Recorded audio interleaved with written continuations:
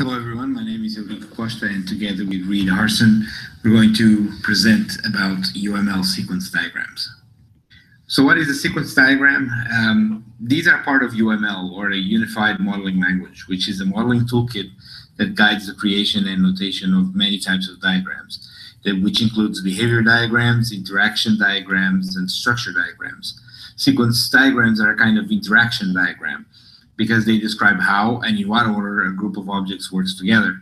These diagrams are used by software developers and business people alike to understand requirements for a new system or to document an existing process. Sequence diagrams are the most popular of the three interaction diagram types. This is probably because they show the right sorts of information, or simply because they tend to make sense to people new to UML. They are used to visually show the interactions in the system or part of a system over time, and in a visual manner that is easy to understand. As you can see in the example diagram, a sequence diagram contains many symbols and shapes, and as such, you should be familiar with its components. Sequence diagrams are made up of the following elements. Objects. This object shape represents a class or object in UML. They demonstrate how an object will behave in the context of the system. Activation boxes, symbolized by a rectangle shape, represents the time needed for an object to complete a task. The longer the task will take, the longer the activation box becomes. Actors are represented by a stick figure, and these are entities that are both interactive and are external to the system. Package, also known as a frame, this is a rectangle shape that is used in UML 2.0 notation to contain interactive elements of the diagram. The shape has a small inner rectangle for labeling the diagram. A lifeline is a dashed vertical line that represents the passage of time as it extends downward. Along with time, they represent the sequential events that occur to an object during the charted process. Lifelines may begin with a labeled rectangle shape or an actor symbol. Option loops, not represented here. It's a rectangle shape with a smaller label within. This symbol is used to model if-then scenarios. Alternatives used to symbolize the choice that is usually mutually exclusive between two or more message sequences. End messages, which are usually represented along the arrows, which are packets of information that are transmitted between objects. They may reflect the start and execution of an operation or the sending and reception of a signal. The example displayed is a description of the login process to be used in the ELISA application, which is part of our class project, as you know. In this example, a user accesses the ELISA login page where he enters his credentials, username and password. When the user clicks the login button, it will call a method called validateUser, which receives the username and password entered by the user. Because ELISA uses iLearn to authenticate each student, the validateUser method will call iLearn, pass it the credentials in a secure way, and validate the user. If the user is successfully logged in, a security token is passed back to the validateUser method, which will successfully validate the user, and the login page will display a login successful message to the user or display information showing to the user that he was successfully logged into the system. So as you can see, these diagrams are very self-explanatory, or they should be, at least, and are a great tool to help a developer or even a business user understand a given system process. Now, Reid will talk about the upsides and downsides of UML sequence diagrams.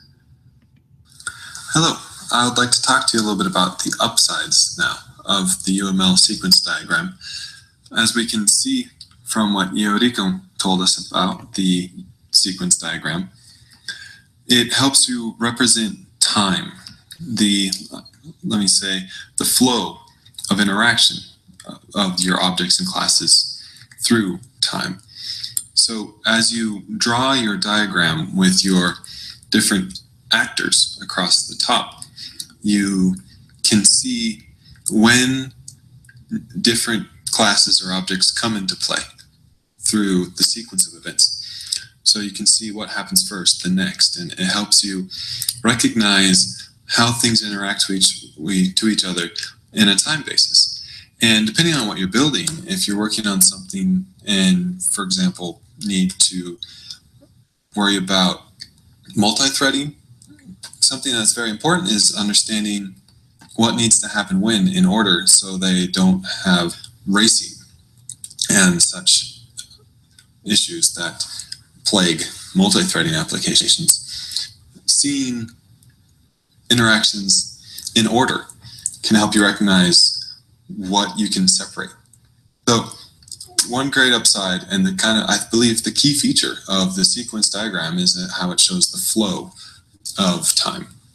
Another great thing is, as it's a diagram, that it can be easily drawn on paper, a whiteboard, or a napkin. And I'm sure that's where it came from, is someone just took a pen and started drawing something. And now, another great thing about it is it helps you figure out how things work together when you have a complex issue. And the example I gave of multi-threading is a complex issue.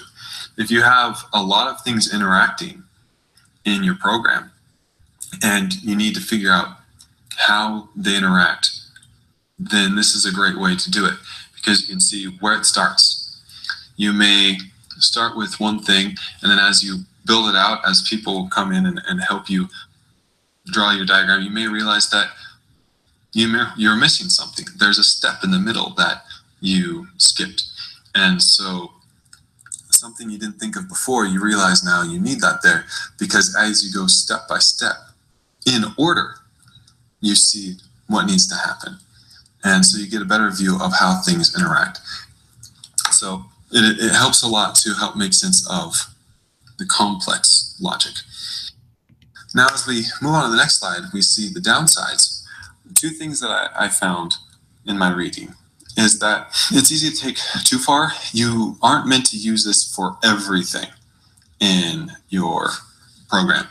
You can diagram every last interaction, but you can spend so much time doing that you may actually lose time that would be best used for maybe just writing your code. If there's something simple, then you may just skip the diagram and start building the thing. This is meant for the complex issues, not for every issue that may arise. And so one downside is it may be easy to take too far and waste time on this that you don't need to, because it's meant for complex things. Now, another thing is it's not as space efficient as other methods, in that you have to follow this structure that every time you add a new object, it goes on the right. And you may end up using a lot more space to the right than you do going down, depending on the interactions that you model. And you may end up with a whole lot of extra space at the bottom of the page and be scrunched on the right. And so depending on what you're building, it may be too large for wherever you're drawing. And so that's an issue. Where other diagrams, you can just kind of fit everything wherever it fits and then draw a line and make it work. This is more structured, so less space efficient. So an application for this is often used in usage scenarios. That means a description of the way your system is used, right? So it helps show how your system is going to be used in step-by-step manner. And the logic of methods, in that it can be used to explore, a complex operation, will help you explore the logical steps of a method. You have, okay, this method is going to do X, Y, and Z. When does X happen? When does Y happen? What happens between Y and Z?